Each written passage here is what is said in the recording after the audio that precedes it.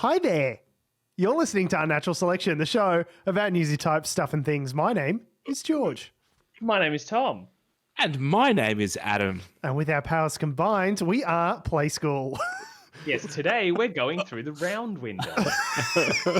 I was always hanging out. Wait. Favorite windows. Go. Window-shaped window, obviously. You like the square window? They never. No, not the square window. It was like an arched window. You like the arch window? Arch window, Adam. And they never went through it. I don't remember which windows there are. I'm assuming, is it a circle window? I'd go circle Yeah, window. the round window. I always love the round window. The round window was great. Anyway, you can tell a lot about a man about what his favorite about his window was. Yeah. You've completely dethroned. Yeah, I completely balked it. This. We're on natural selection. Selection. We're newsy type stuff and things. Now, I was also going to say, by the tone of George's voice, I'm assuming we started live streaming without a hitch right now. Mm-hmm. I can also tell that by your tone. That was the pleased tone of a man who hits the button and it works the first time, 60% of the time, every time. Yep. So we are successfully live streaming. If you would like to see us live stream on the internet, it is Twitch. Twitch. We have a Twitch account. Unnatural Show, I think. Same as all our other ones, on all the social medias that have or do or ever will exist at Unnatural Show. That is where we are.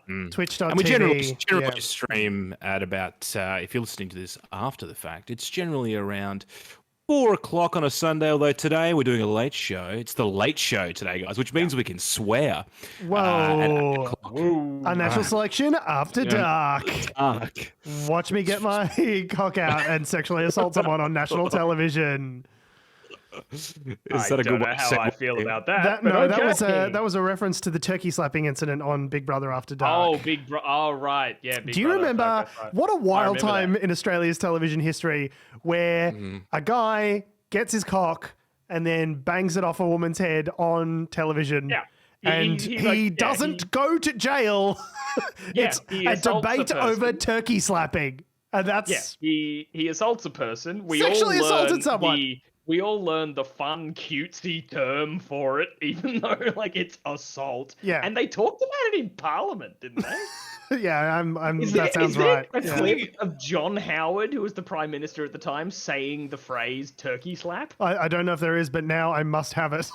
I must know. While George is Googling that, the thing that I don't understand about that is that the producers were like, I'm sure there was a delay. This should go to air. There was a delay, right? Oh, some of that stuff was live-ish. It was together, yeah. Yeah, but there would have been someone who had to would have checked the footage. It wouldn't have just been a live stream to the second. So someone's gone, yeah, that's fair game. That's fine. We'll leave it in. Leave it in. I need to go on a coffee break. Fuck this. Yeah, this sexual assault, this can go, right? This is fine to put to air. It was Channel 10 back in the day, wasn't it? Was that Channel 10? It was. Back in the day? Yeah, so very loose Channel 10 in the early noughties. So, early noughties Channel 10, very loose. The story even got so big that the then Prime Minister John Howard had waded into the debate using a radio interview to encourage Channel 10 to can the program. They did not. I mean, for once, I agreed with John Howard. I agree. Yeah, I agree with John Howard. I think I need a shower. This and gun control. I think of the 2 times I've agreed with John Howard. Even a broken clock is right 6 times a day. That night, 10 responded by airing a conversation Severi had with Big Brother in which she characterized the incident as, quote, just mucking around. It was something that happened just in fun, and I wasn't offended as such, but I did think they took it a little bit too far, she said. But we laughed it off, and as soon as I said enough's enough, it stopped. Yeah, but in all fairness, you shouldn't need to say enough is enough in order to stop a scrotum being dragged across your forehead on national television. You shouldn't. And that's one of those unspoken rules that I think is out there. Is you shouldn't need to say enough is enough. What a wild that was. Yep. What a crazy time. Know you guys. I wasn't planning on mentioning the whole turkey slap incident of the early noughties on 2006. Yeah. Our childhood was wild. Can I just say? Bingo card at all, anyone? It's bingo card. Yeah. 2006 Big Brother turkey slap bingo. Yeah, no, I don't think so. It wasn't even like 2001, 2002. It was like 2006. Yeah, 2006. So 9/11 was 5 years in the review mirror. Wow. Hey, it's Saturday. It was already dead by that point. Concerningly recent. Yeah, that's extremely recent. I keep getting hey, it's Saturday, like past clips rock up. And I was just like, fuck, this show is dated. Like, I know there's a nostalgia for it. And it was, even when they brought it back, it still felt dated. Yeah. Remember the whole blackface thing? Yes, that was bad. Jesus Christ. Yeah, so for those who don't know, Daryl Summers, host of Hey, It's Saturday, was a variety show in the, I guess, 80s and 90s. They then like brought it back for like a special reboot kind of thing during our childhood. So maybe, I don't know, 15 years ago. And then there was like a blackface version troupe of doing a Michael Jackson song, I think. And Harry Connick Jr. was like the special guest that night. And the Australian crowd loved it. Can I just say they were, and then they come back from commercial, and I remember Harry. This is all just off pure memory, by the way. This whole sequence of television is just burned into my retinas.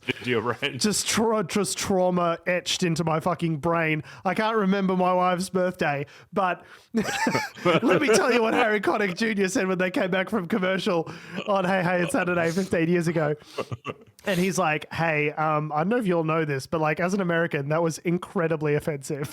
And they're all like, we are so sorry to have offended Harry Connick Jr. With that. We're sorry about that, Harry Connick Jr. And Harry Connick's like, yeah, that was pretty offensive, you guys. And they're like, yeah, we're really sorry to you, Harry. It's like, not sorry to the people of color whom that would have offended. We're just going through a romp of early 2000s television here on Unnatural Selection today. It seemed like it was a really dark time. It's not good. I don't think I picked up on it much sort of at the time. I was going through high school at the time. But yeah, and you'll be pleased to know that Daryl Summers is now on the host of Dancing with the Stars. So, nice. Yeah, speaking of resurrecting old television personalities, he was. They wheeled him out for the Gold Logie for the Logies recently, and it was not good. It was a train wreck. So the Gold Logie, for people in America or other countries who may not know what the Logies are, and why would you, to be fair? We barely do. The Logies are basically the Australian version of the Emmys. The TV awards and the Emmys, which used to be like, you used to get a magazine that was called TV Week, and you would vote as part of buying the magazine. So it was actually a magazine-run event, effectively, right? Where you would put your vote in. Amanda Keller had a fantastic quote, which was that the Logies are an award voted for people who are too stupid to realise the TV Guide comes free with your newspaper. Yeah. Is why you're buying TV Week. So, it's the hair salons of Australia that are basically propping up the awards. Anyway, so they're still going. I don't know how you vote now, actually. I'm interested to see how it works. Website. Like, there's two different categories we've really gotten derailed. We're talking about how the Logies work. We've got time. There's a news story at the bottom of this Logies thing, believe me. So.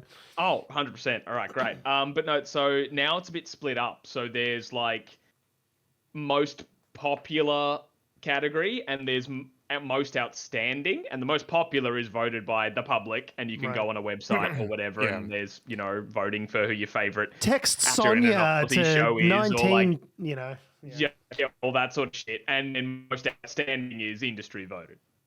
So there's a bit of a so now they have like a more Emmys kind of equivalent sort of thing, because it is like by your peers rather than just anyone who hops on a website, which is why most popular comedy program or whatever was like Gogglebox rather than any of the others, because it's watched by a lot of people, so probably a lot of people would have voted for it, right? It's a literal popularity contest. And that's the gold. The Gold Logie is a popularity contest, if I'm not mistaken, right? Yeah, and that's why Seven's own Sonia Kruger took the Gold Logie this year, which some of you may be aware of. Now, Sonia Kruger is a famous racist that has occupied morning television. I don't know if she's actually she just said some racist. She did a racist thing at least once. Let me get it out. I don't know if she is in her heart a racist, but her mouth has said racist things a bunch of times on national television. So I think her mouth said something like I think I wish we'd stop all Muslim immigration or Yes. something like that following a terrorist attack in Nice. I think it was after something in Might Nice have been that in truck France. attack or something. truck Maybe. attack. It was like, nope, no Muslims should come into our country anymore. And then everyone was really offended by that. And she was like, oh, come on. Like, I feel like we should be able to talk about these things without being called a racist. All I just said was that I wanted an entire religious group not be able to enter the country.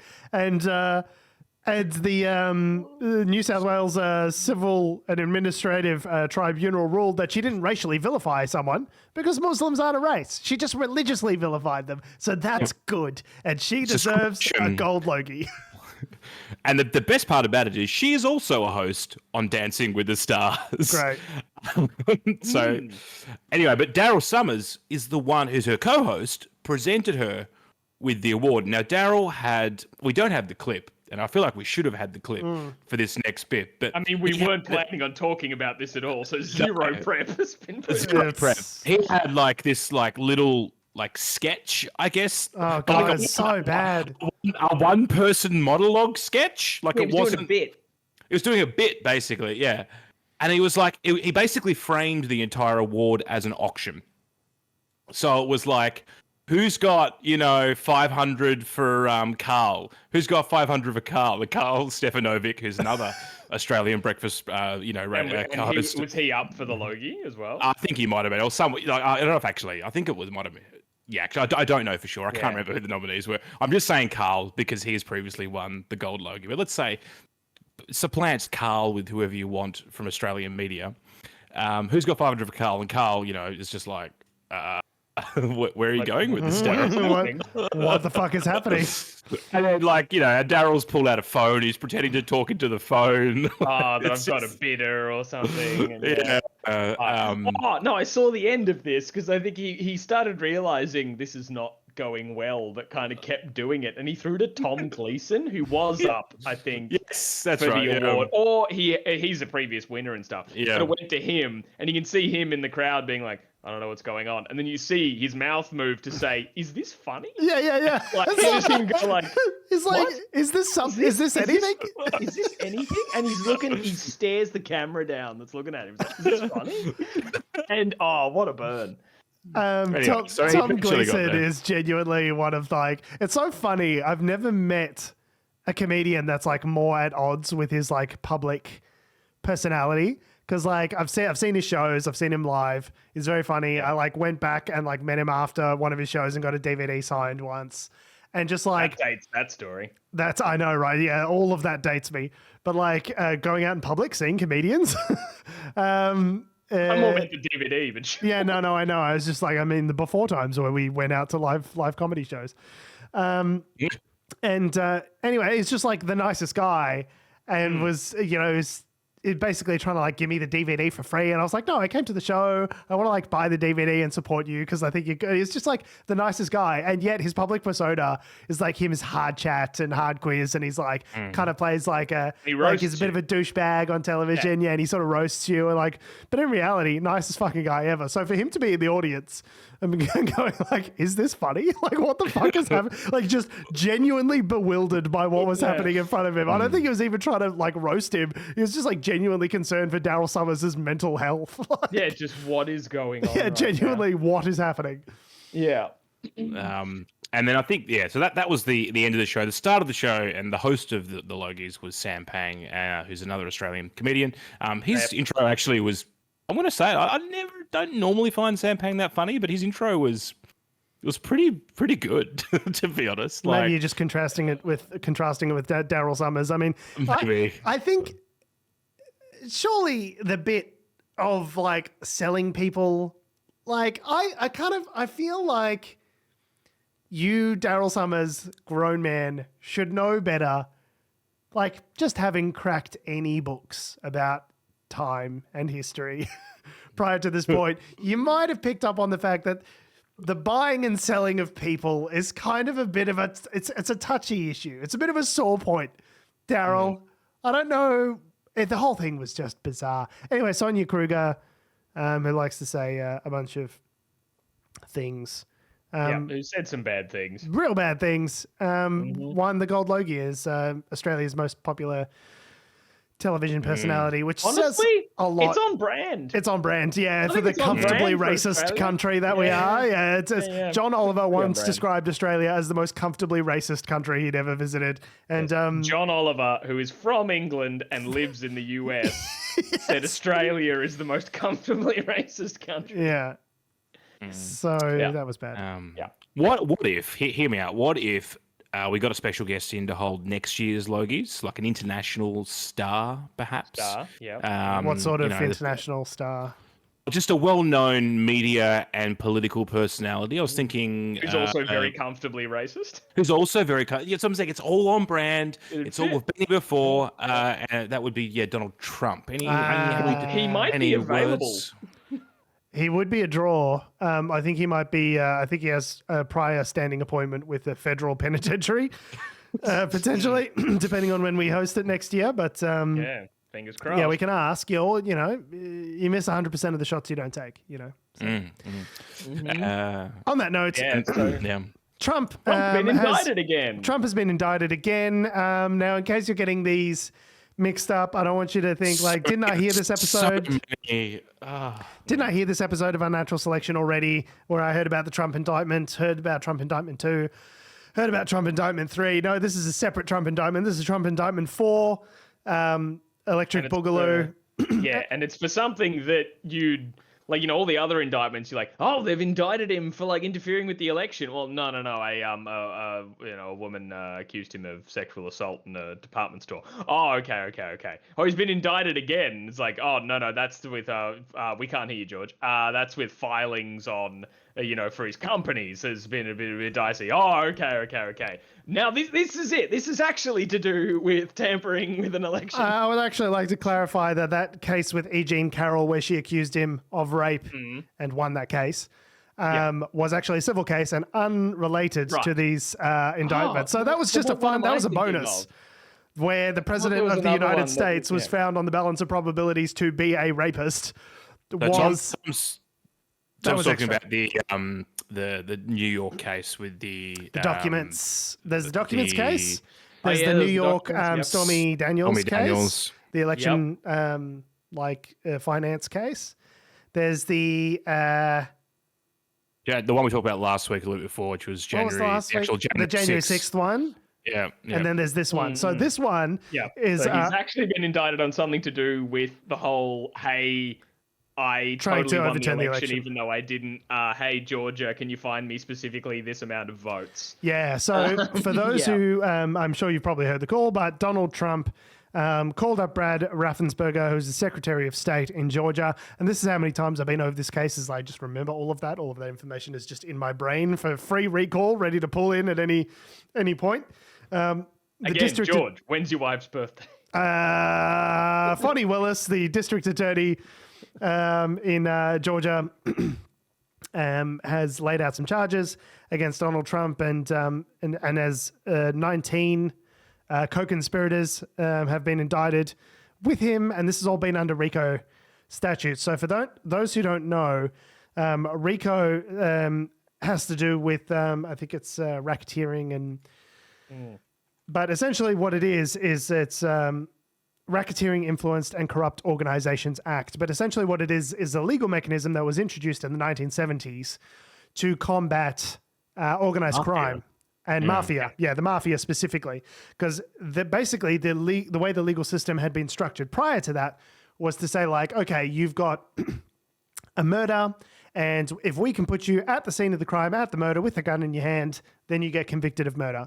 But what the legal system doesn't really account for under the old framework was the fact that there are criminal organizations. There are enterprises that are put together for the express purpose of committing crimes. And those need to be treated in such a way as to allow for the wider story of the criminal conspiracy, the criminal conspiracy as an organization, right? And that puts it at a level above just a series of individual crimes. It sort of networks and connects all of those various crimes in a way that allows them to tell the story, I guess, of the organization over time. So that's important for prosecuting mob bosses as well as Donald J. Trump, as it turns out. As well as US presidents who fancy themselves mob bosses. Yes. Like a lot of the things that he's been accused of having done and what we've seen him do over the years has been very much he wishes he was like Don Corleone. Oh, the guy definitely watched one too many episodes of The Sopranos without realizing that it was meant to be a satire, a sort of a dark comedy on those characters, sort of, you know, making fun of the idea of mobsters as much as it was like actually being a mobster show. Like, but yeah, so this is yeah. Oh, you go. Sorry. No, I was going to say. So I guess what we talked about this sort of the other week, where it was like there are different levels of the indictments thus far, right? So the others have been there's been some state ones in New York. The one we talked about a week or two ago was a federal one. Okay, so that's breaking federal laws, trying to overturn the election. This is a Georgia state indictment. Okay, so it went to a grand jury in people of Georgia, and they all got together and they looked at the evidence and they went, yeah, we should probably indict him. And then he was indicted. Seems legit.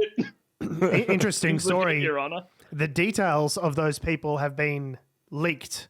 And now they're getting doxxed, and people saying like, "Fuck you, I'm going to come kill you." People's addresses being posted online that were part of this grand jury. Like, the whole right wing ecosystem has gone like completely batshit crazy over this. You're on the right side when you find out who was on the grand jury. You threatened to kill them. Yeah. You're definitely in the right. I have the correct opinion. I want to be on the right side of this. For you to fucking die. It's always good to have the other side should fucking die opinion. That's the side that I want to be on. So that's obviously horrible that those people's details have been shared. How does that even happen? So someone from the Justice Department, I don't know, someone within the leaked it. I don't know. Who knows? Or that someone came across that information that shouldn't have and shared it, or you've got some far right political, you got a mole conservative operative in there who wanted to share the information and have a chilling effect on anyone who speaks up against Trump, which is exactly what happened by sharing the information. Some men just want to. Tom froze. The world burn. Like there might just be people in there like, you know what, leak. Oh, I did? Oh, you're there. Have I frozen? No, you're good. You're good. You're there. Wow, that was completely seamless for me. Weird. I just did an amazing Michael Caine impression and it fucked. No, I heard so that's fine. I think you're okay. Anyway, good. All right, awesome. Some just want to watch the world burn. Yeah, they just want to watch the world burn. So they might be like, hey, I have this information and leaking this online would cause some bullshit. And people are people and people are garbage. Chaos. So, pick your poison.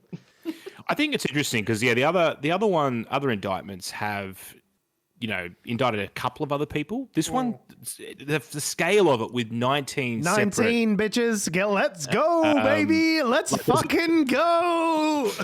There's a play in there somewhere, I think, and it'll be interesting to sort of see whether or not 19 incredibly angry white men. Whether or not that whittles down after a while as they start dobbing on each other. Well, that's obviously the plan, right? Is to get them. It's going to be that Spider-Man gif where each Spider-Man is pointing at the other Spider-Man, except it's going to be like, Rudy Giuliani, John Eastman. Who was that crazy lawyer? The woman, the one who was on. I know who you're talking about. I've forgotten her name. The females in the indictment are Jeanette Ellis. No. Trevian? Is that a female name? No. It was here we go. Sidney Powell. Sidney Powell, who got on the blower with what's her name? That Australian journalist Sarah Ferguson. For 7:30. Was amazing. And it was so good. She was just like, "Hey, can you explain how the votes were stolen?" And Sidney Powell was like, "I don't need to explain myself to you." She's like, "Okay, but they look at the evidence. They obviously weren't stolen." And she's like, and "I need to leave now." You agreed to this interview. Yeah, it's just like, What do you mean you're going to actually ask me to explain my points? I thought this was just a softball. Yeah. No, it's just came up with his first time she as an American had ever actually sort of encountered a real journalist who had prepared. Australia is not a fake country, as it turns out. We're a real country. We're real journalists. Yeah. We've got 2 exports. Credible journalists It's an iron ore. It's mostly iron ore. Yeah. but but also, to be fair, we also have our fair share of uncredible journalists. Yeah, and sometimes they win gold Incredible bogeys. felt like the wrong word, because you say credible journalist and an incredible journalist is like, no, like incredible in that they are not, I cannot credible them. Incredible in that they are not credible. Not credible. We have plenty of those.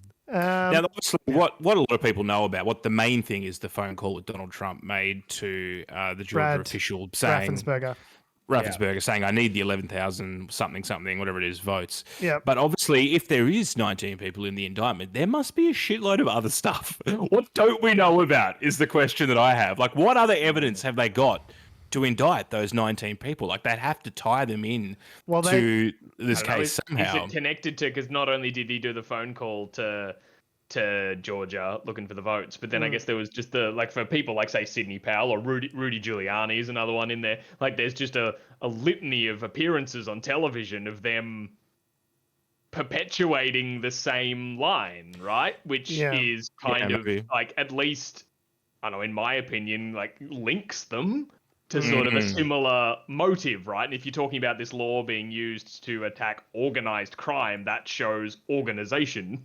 within the criminal act, right? But basically what they're trying to say is, it wasn't just that Trump lied and he knew it. It was that it was actually like filing paperwork and like they were organizing people and like press so there was a whole organization involved in the effort pushing towards a similar goal of overturning the election and disenfranchising the voters, right? So it's not just it's not your daddy's indictment. This one's a really bad one. So on the scale of 1 to holy fuck, it's definitely further towards holy fuck than some of the others. And I know following, like, we all said lead up to 2016, we're like, this is ridiculous, and like, he won't actually win, and then he did, so we're all like, they'll elect anything, but like, holy crap. Having a president running in an election with a single indictment against them in recent memory is one thing. Or bro's got more criminal indictments than Al Capone at this stage. like that's wild. Yeah, it definitely seems like he's going away. If you get pinged on one of these RICO charges, there's like mandatory minimums and 5 to 20 years? Yeah, 5 to 20 years. Something like that. So, and that's on one of them. And there's like multiple charges as part of this fourth indictment. So, like, if he goes down on one of those, he dies in prison. So, and mandatory minimums obviously mean that it is what it says. The judge has got their hands tied in terms of they need to sentence you to a minimum of X number of years per felony count. So it's not looking good for old Donald. Here's the district attorney, Fonnie Willis, talking about the Trump indictment. And I like this, not because it's necessarily informative as a clip, but more purely because she really milks the pronunciation and just middle names the fuck out of every single person that she names, which I personally enjoy. So let's have a look at Fonnie Willis having a moment in the sun. Specifically, the indictment brings felony charges against Donald John Trump, Rudolph William Louis Giuliani, John Charles Eastman, Mark Randall Meadows, John Cheesebro. Cheesebro doesn't have a middle name, which is unfortunate because Cheesebro is a strong surname. That is. I thought Cheesebro was his middle name. No, Cheesebro is his surname. John Cheesebro. But it should be John Ham and Cheesebro or something. Oh, in the screenshot we have here from the ABC of the indictment, his first name's Kenneth. Kenneth John Cheesebro? Kenneth John Cheesebro. What a name. Jeffrey Clark, Jenna Lynn Ellis, Ray Stallings Smith III, Robert David Cheeley, Michael A. Roman, David James Schaefer, Sean Micah Tresher Steele, Stephen Cliffgard Lee, Harrison William Prescott Floyd, Travion C. Cootie, Sydney Catherine Powell, Kathleen Austin Latham, Scott Graham Hall, and Misty Hampton, also known as Emily Misty Hayes. That's just a different name. Misty Hampton, also known as Carl Weathers. Like, that's just a different name. What are you talking about? How is that anyway? I think it's just great. Sorry, I thought that was the end of the list. No, I just thought it's pretty great, like, on this front, like, listing out all these names because it points out if any of these guys have, like, stupid middle names. Wasn't Giuliani's middle name Rudolph before? Yeah. As in the red-nosed reindeer because he's an alcoholic.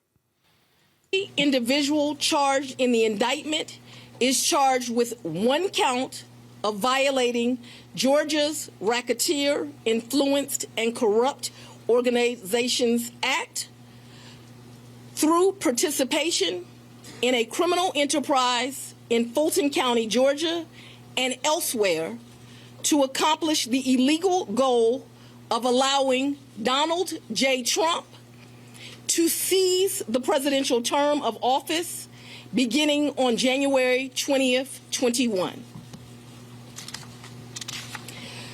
Specifically, the participants in association took various actions in Georgia and elsewhere to block the counting of the votes of the presidential electors who were certified as the winners of Georgia's 2020 general election. Yeah, so basically it's talking about the fact that there was like an organized effort amongst all of these different people pushing towards the same criminal goal, and that makes it like an organization, a criminal conspiracy, therefore worthy of RICO. So the thing that sets this case apart from other cases, which I find interesting, is that it's a state-based case. So even if Donald Trump wins the nomination for the Republican Party in the primaries, which I assume he will, even if he wins the election, if it's a federal charge and you're the president, there is a legal theory or an argument that you could make that says you could pardon yourself from those federal crimes. The thing about this being... They were talking about, like, earlier, right? I think we were talking about this a while ago when, you know, he was up for impeachment and things. Like, and when he was on his way out, right? Like, just before, when, you know, you do the swathe of pardonings. Oh, yes, I see what you're saying. In office, they were like, is he going to include himself in there? And they were like, he probably won't, because then that would look like he did something wrong, which he also doesn't want to do. But, like, yeah, they talked about whether or not there's precedent to do it, because no one's really said that you can't, because everyone's thought, well, who would do that? Yeah, no president has ever been like overtly shameless enough to really try it on. But yeah, it seems like that's Donald Trump's main way of staying out of prison at this stage, is to become president again. But yeah, the thing about this case is it's a state-based case. So even if he becomes president and pardons himself of all the federal crimes, this is the Georgia case. So you can still go to jail in Georgia and be the president of the United States at the same time, I guess. I don't know how exactly that would work. The thing is that I guess no one's really sure how some of this stuff will shake down, because it's all unprecedented. Yeah. No one's been here before. Yeah, I mean, there's also the concept of, like, does he then sway enough influence as the head of state to, you know, influence governors or other people down the line, you know, depending on which way elections go and that kind of thing. I think you'd have a hard time swaying the governor of Georgia, who's a Democrat, I think. Well, yeah, but, like, how long is that going to last for? So, do you know what I mean? Like, it's a question of how far he's willing to go and all that kind of stuff. But I guess the thing that I find, well, I think it's kind of interesting about this is that it's now, given that this is now a fourth indictment, plus some civil stuff that's happening, he's got a pretty broken calendar, as it turns out now. So I've just posted a little article in the chat for you guys, but, like, tomorrow he's meant to be hosting a press conference where he's basically promised to, you know, release new evidence that there was a fraud in the election, and he's just basically doubling down that he's innocent. Why do they do this? It's like the doomsday prophets. They're like, bro, we're going to heaven tomorrow. And it's like, push out the timeline a little bit, push it, push it out till October. Like, at least give yourself a little bit of breathing room. You know what I mean? They're just like, no, the world's ending and it's happening August 21st. Prove me wrong. And then August 22nd rolls around. They're like, I messed up my dates. And then, like, he's also meant to surrender himself at some point as well in the next week or two. I don't know when that's going to happen. The Georgia officials have basically said, like, he's a criminal like any other criminal. He's got to come in. He's got to get a mugshot. Like, this is how this works for everyone, sort of thing. Like, I don't know how that's going to work. He's been given a certain amount of time to surrender himself. And then August 25? I thought is what we have in here. Because, tomorrow, press conference in New Jersey. Wednesday, a primary debate in Wisconsin. August 25, so that's Friday, I think. Friday, we died in hell! Due for arraignment in Atlanta, Georgia, but a judge has scheduled a hearing in Florida in the whole thing about the documents at Mar-a-Lago case. That's what I mean. It gets crazy. What George and I mentioned this the other week is that how are there all these judges and different, jurisdictions? They're going to have to work together to some extent because, and then there's also just the political apparatus. Like, you start looking at like the key deadlines of like next year of, when Super Tuesday is, like when the nominations have to go in, and they are clashing with when people are saying, no, there's going to be a trial at that point. Well, they're saying they're wanting to get this trial underway within 6 months. Now, obviously, it's a huge trial. There's 19 different defendants. So everyone's going to be pushing for delays and that sort of stuff. Even just jury selection in Georgia, like in the case with Young Thug, the rapper. I don't know if you guys have followed that any, but like jury selection for that case took like a couple of months. So it's like if that was the case for Young Thug, the rapper, surely the president of the United States might have as many or more legal challenges to try and delay the process as much as possible. So they're saying they're wanting to have this go to trial in less than 6 months, which would be like right on Super Tuesday, which is when a bunch of primary states all vote at the same time. So it's like, I don't, how's all of that going to work? I guess the question is, like, does Trump need to be there? Like, he's already probably not going to go ahead. I think, as far as we're aware, he hasn't said whether he's going to attend the first debate, which is tomorrow.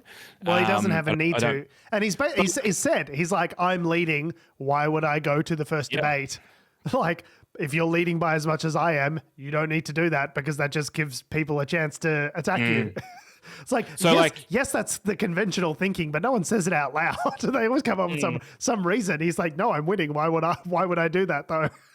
Yeah. Never forget, he's still an idiot. Well, he's a crafty idiot though. That's what he's a moron, but he's got like political street smarts, like. So who knows? Yeah, I just think it's going to be a bit of a fucking Benny Hill show over the next several months with this. Yeah, going to be a bit of a and he'll still probably win, and that's the fucking scary thing. I'm putting some money down. He will win the Republican primary. Like, I have no doubt about that. There is no one historically, no one has been up by as much as he is in the polls, 20 plus points from his nearest competitor, and lost. It's never happened historically. So it's unprecedented. So literally a Trump-sized chicken nugget meteor would have to strike from the heavens above, would have to strike him through his empty black heart and kill him on impact in order to stop him becoming the Republican presidential nominee. Like, even that's the only scenario. They've had dead people on the ticket before. It's happened. He'd still be on there and he'd still win. Yeah. People do not like Ron DeSantis. It cannot be overstated.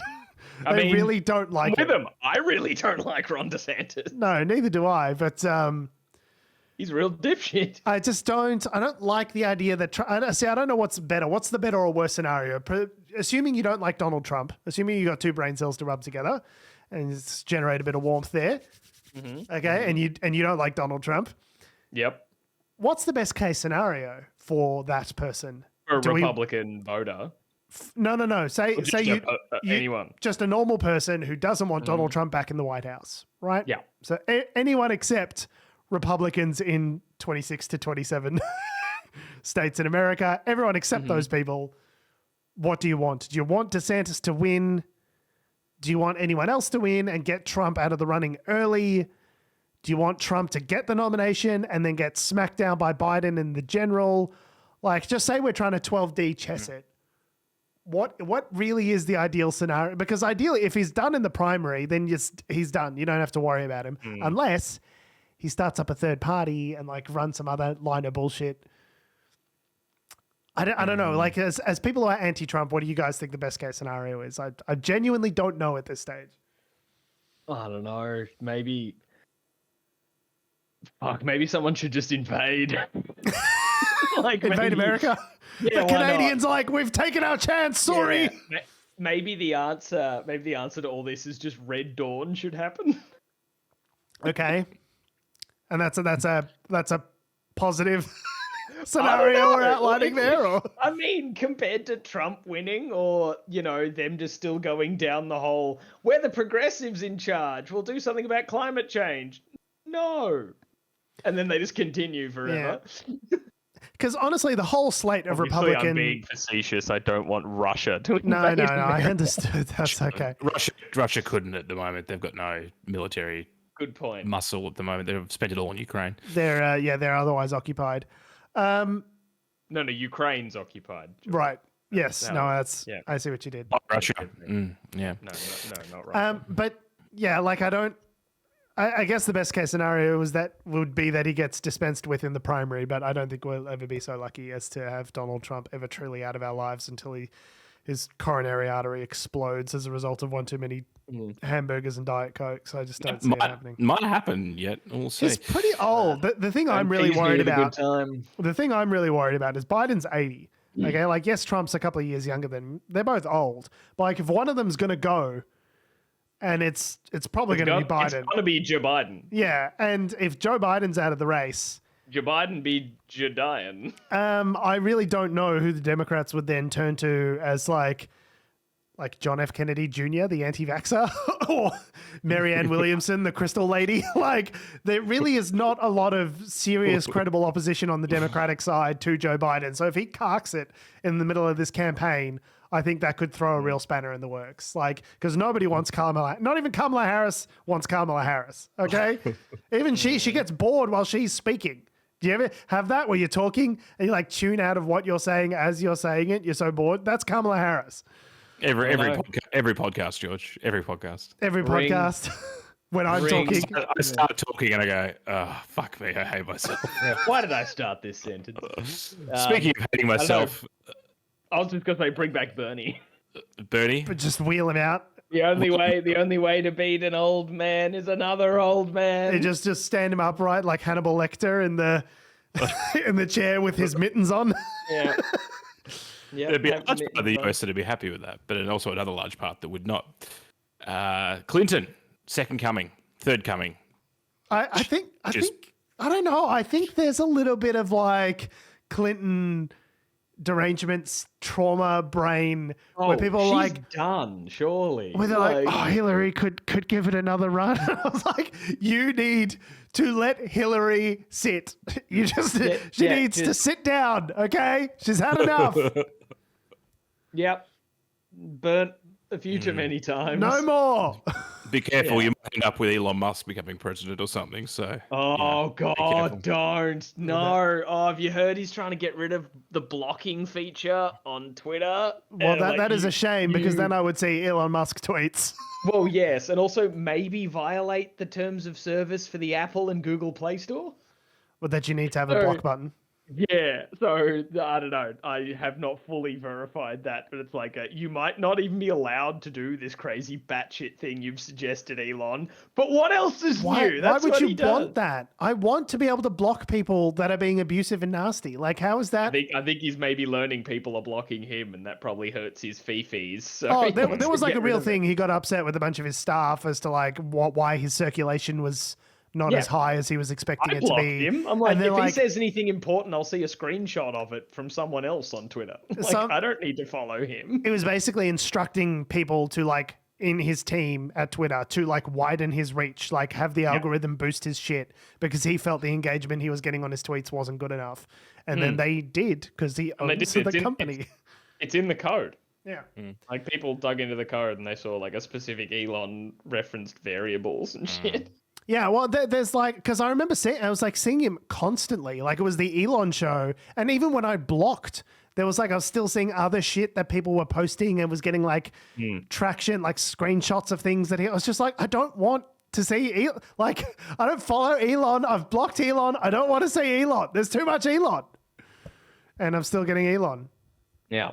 I get a lot of SpaceX stuff in my feed still, but it's generally people talking about SpaceX, not Elon Musk specifically. So yeah, either way, that's the best of both worlds. No Elon and a bit of space shit. Indeed. Anyway, so we'll see how this indictment shakes out. Personally, I would love to see Donald Trump behind bars. I'd love to see a mugshot. I'd love to see.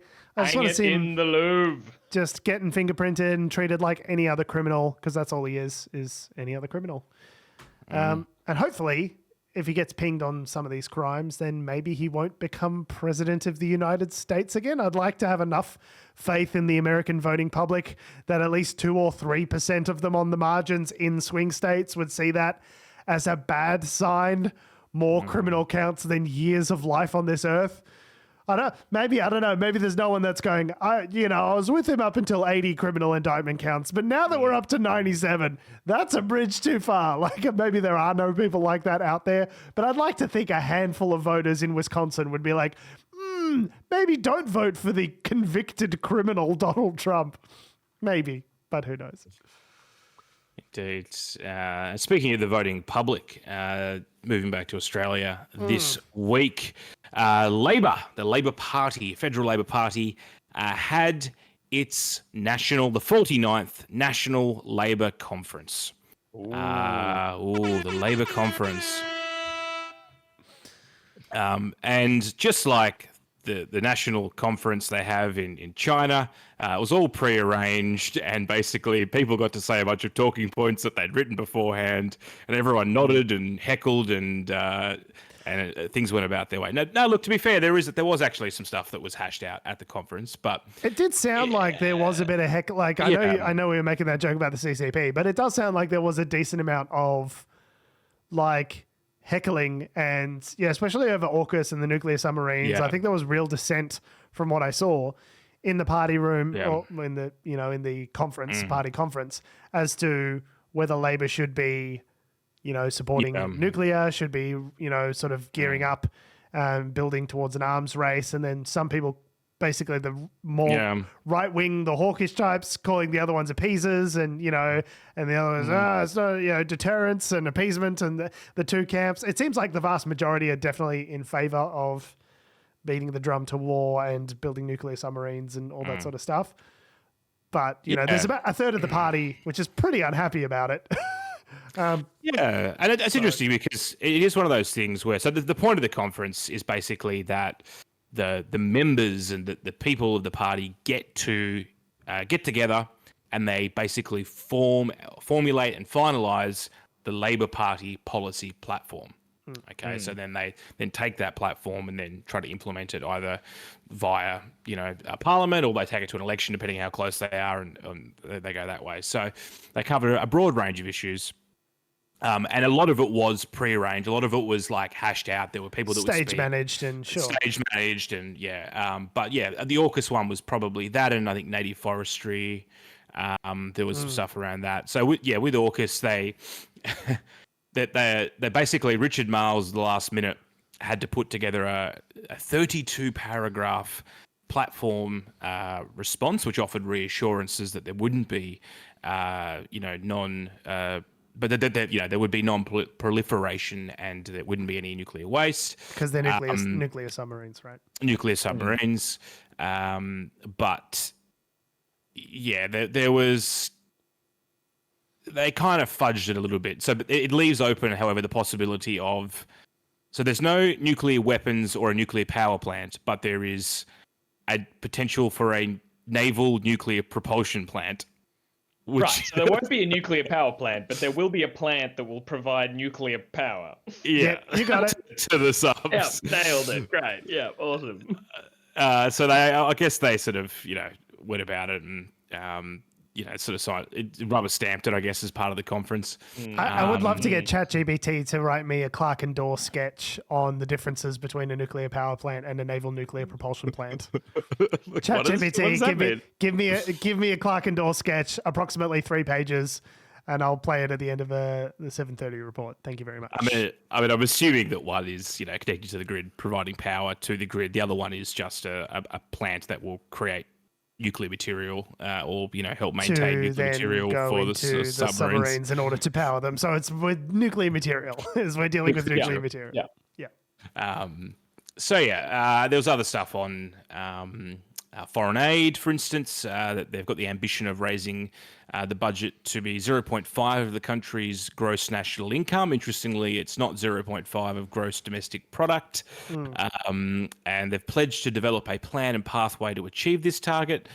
So that, they're still pretty early days. We have pledged to have a plan. Just like Amber Heard. The Labour promise. Just like Amber Heard, they've pledged the money. They plan to pledge. Have they actually donated it? No, but there's a pledge to plan. There's a plan to pledge. Oh, so good. I particularly found the refugee and asylum seekers segment of this summary pretty galling. Which was like, sure, they passed amendments to grant asylum seekers their study and work rights while their protection claims are processed, but they also they backed an appointment of a special envoy to for refugee and asylum seekers, and they wanted to initiate a parliamentary inquiry into immigration detention. They love a good inquiry. I'll save you the inquiry. It's fucking abhorrent. I'll save you the inquiry. It was you. It was the Labour Party who put this policy in place about immigration detention. It's like that guy from I Think You Should Leave. The hot dog going, hey, we're all trying to find out who did this. We're all trying to find the guy who did this. Yeah, I'll save you the inquiry. You guys did this. It was you, buddy. It's horrific. People have died. It's torture.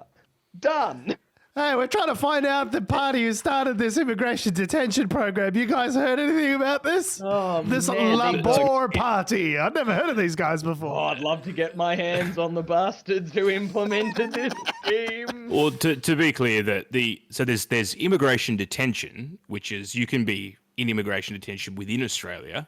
This is where a lot of asylum seekers and stuff have been put up in hotels, and there are broad sort of questions around. Djokovic told me those are awesome around the rights of that. And there was recently a case actually about that where I think a Melbourne judge described them as ethically questionable or something, but not illegal.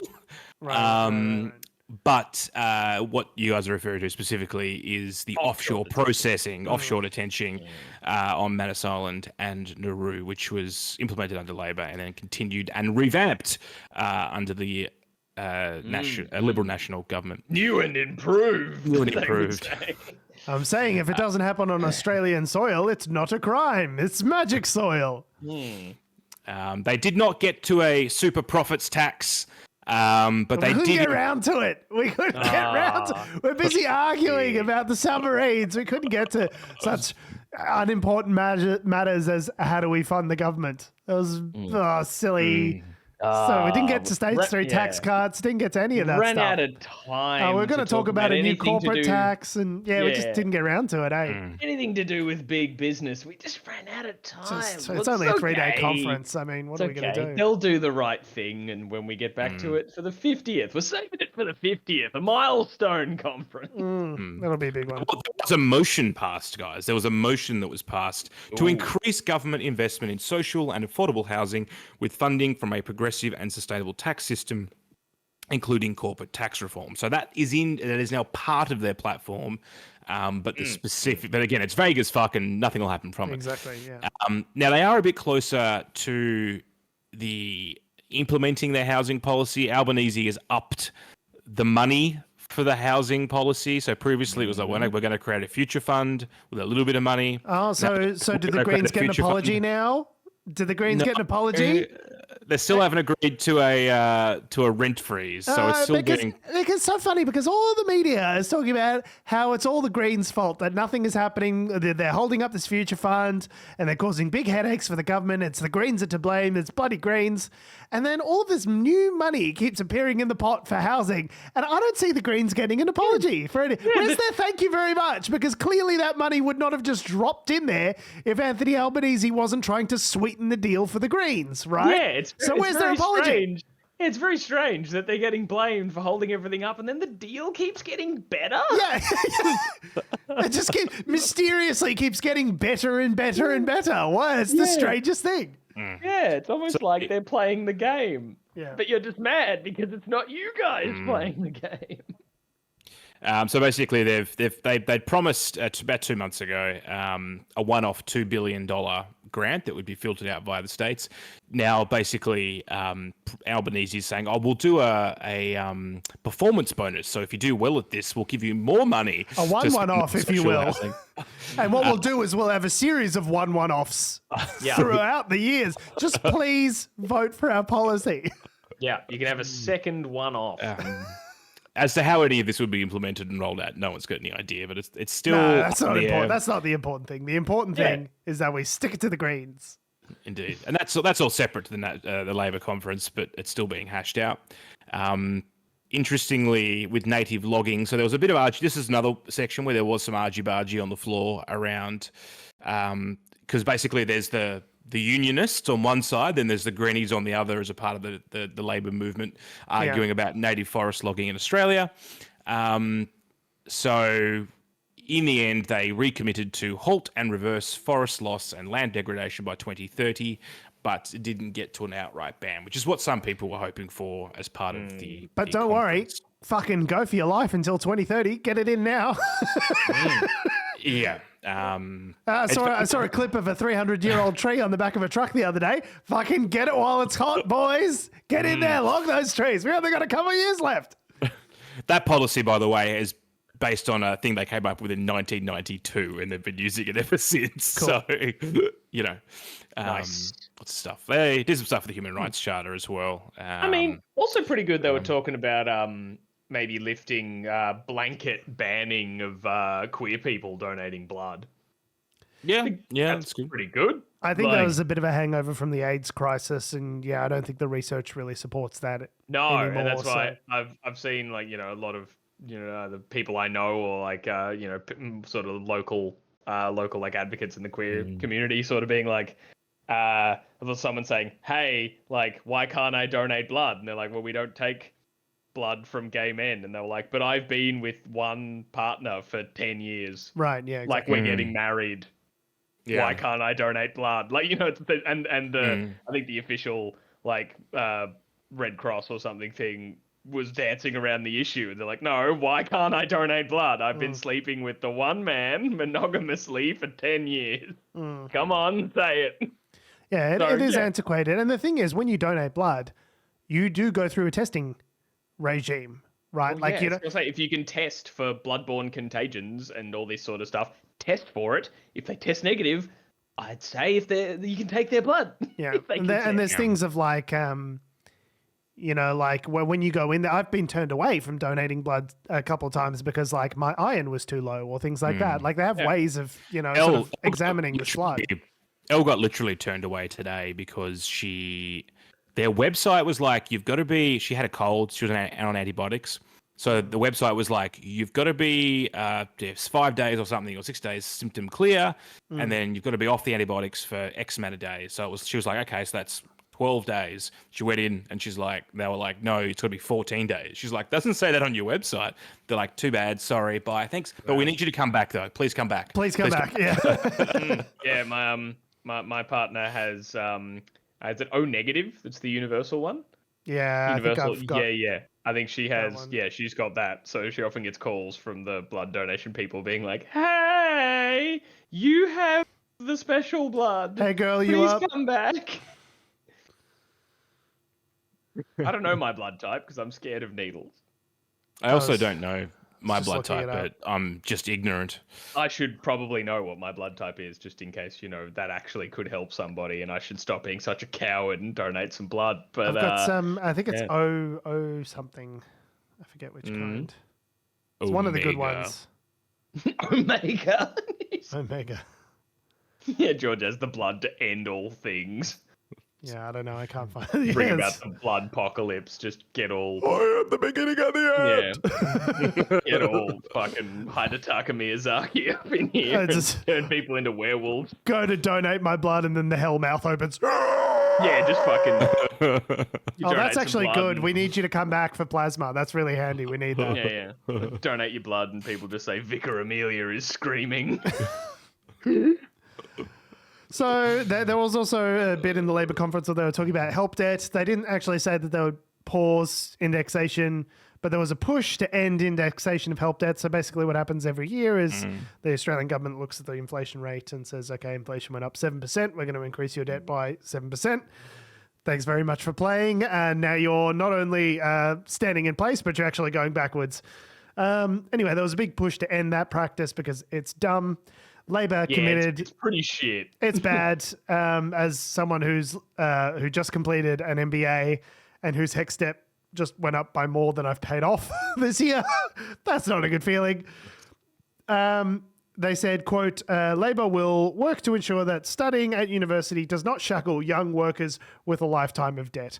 Half a lifetime of debt, totally fine. But a full lifetime, no good. Yeah, I mean, John Mulaney made a really, I know he was doing it as a stand-up set, but he made a really good point when he was talking about how fucked up it is. I know in the States, student loans are even completely more different, even more cooked thing. But just being just getting a strung out, finishing year 12, 18-year-old, sitting them down and being sign this piece of paper and you get to go to uni, and it straps you with a several $100K debt or something.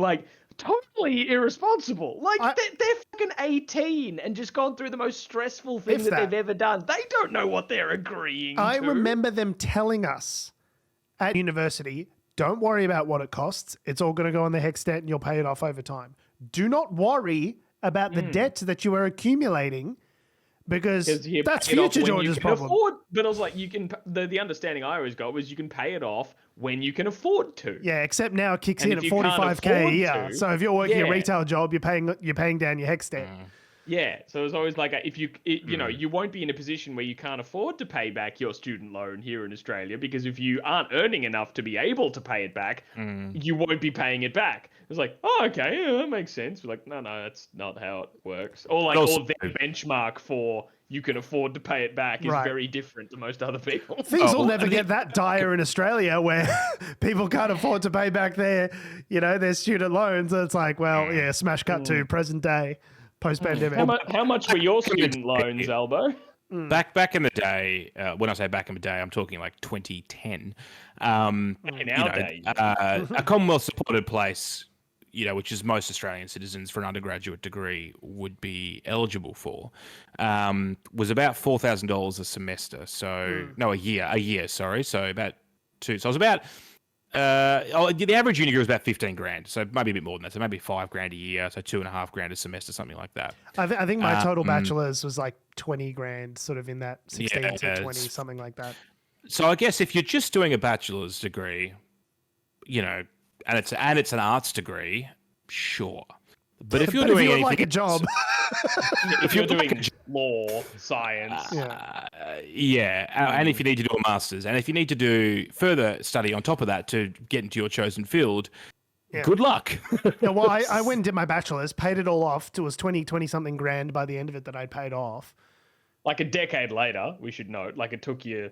I actually went and proactively paid it down. So I actually saved up to pay it down.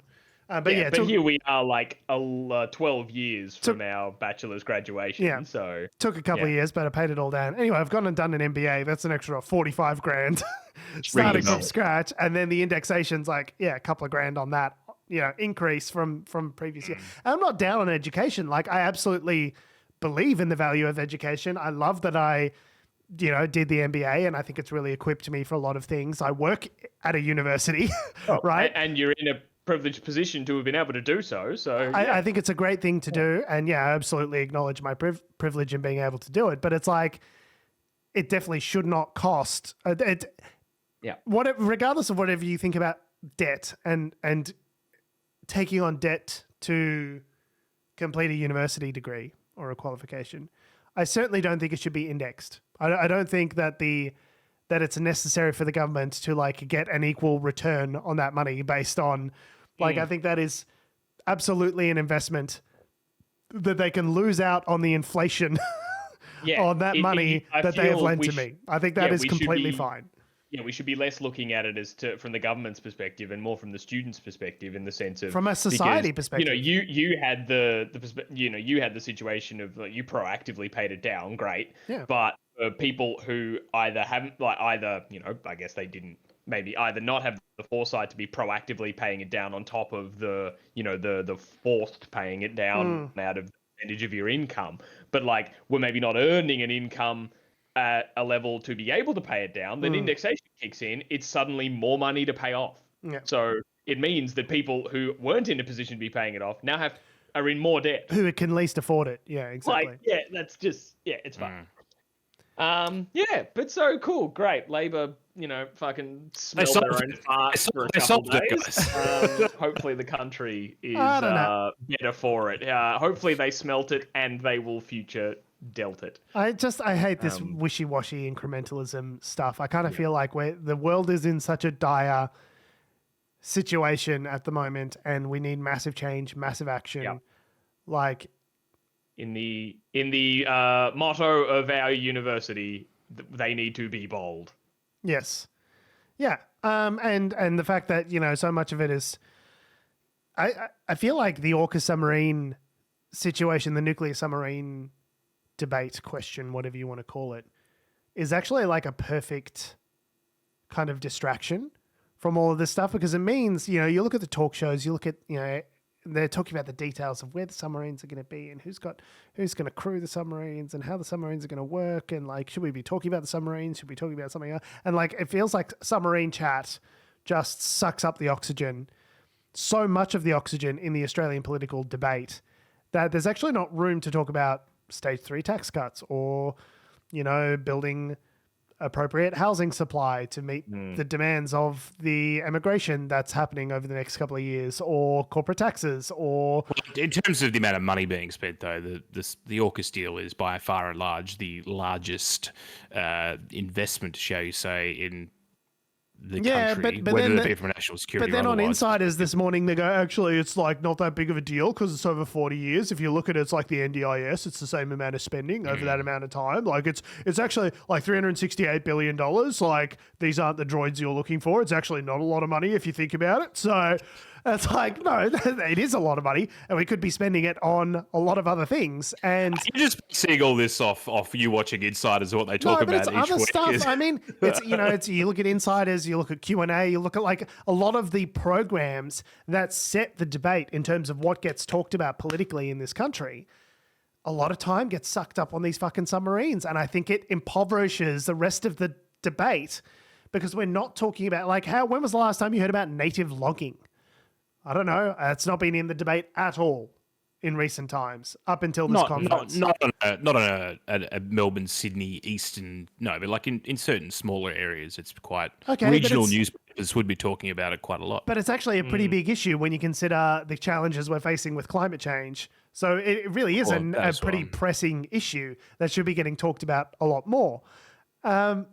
But we're not talking about that because we're talking about the French going to have the submarines, or maybe we're going to build a patch. Where are the rivets coming from on the submarines, and who's going to put the rivets in the submarines, and will they put the rivets in there and then and then they're going to bring that part of it over here, and then we're going to finish off and then put it back in, and then we're going to send it back to them, or consequently, could we perhaps put the rivets in here and then outsource it and then bring them back? 14 more minutes on rivets. To be fair, we banged on about the submarines quite a bit, because it's worth banging on about. But that's my point, is that it's what happens in the national media, what happens in the Murdoch media, what happens when Peter Harcher goes and does a Reds under the bed scare paper, scare cover for the paper, is that it dominates the national discussion, and that flows down through to podcasts like us.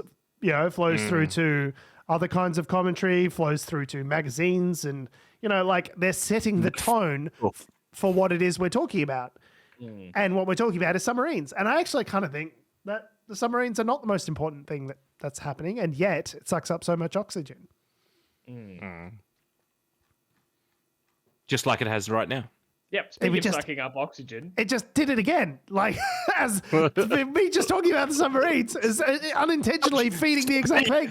It's a recursive MC Escher submarine drawing itself with two different hands. The submarines drawing themselves over and over again. Stop hitting yourself, George. It's getting ridiculous. Stop hitting yourself. Anyway, so yeah. But it's good because there'll be 20,000 strong union jobs as a result of it. So jobs and growth. It's great. And on that note, we have been, we are, and we always will be Unnatural Selection. Make sure you visit us at our salubrious home on the web, unnaturalshow.com. And make sure you follow us on all the bullshit social medias that have, do, or ever will exist at Unnatural Show. That's Facebook, Twitter, YouTube, Instagram, and motherflippin' TikTok. Threads. Make sure you follow me on Twitter, Instagram, and Threads at George Tsipos. You can follow me on Twitter at Tom D. Heath and Threads at Tom.Heath. You can follow me down to the nearest AI image creation tool, where I will be creating the submarine eating its own ass image by typing some instructions into the software platform and then giving up all my data for an eternity. See, who says being a political cartoonist is hard? A Submarine Eating Its Own Ass by Adam Christopher Doreen, 2023. Oil on canvas. You won't be giving up your data, Adam. You'll just be scraping all the work of other artists to be turned into the freakish turducken that will be your wild submarine Ouroboros picture. Ouroboros. Yeah, that was a good pull. Thanks for listening, guys. I love you. Ouroboros. That's the snake eating itself. No, that's Tom. Big word. I'm proud of you. Well done. Good job, buddy. Thanks for listening, guys. I love your faces. We'll see you next week. I feel like a submarine eating its own ass has got a better ring to it than Ouroboros. Or a butthole. Ouroborealis? Ouroboros? I hardly know it. Ouroboros at this time of day, at this time of year, localized entirely within your submarine kitchen.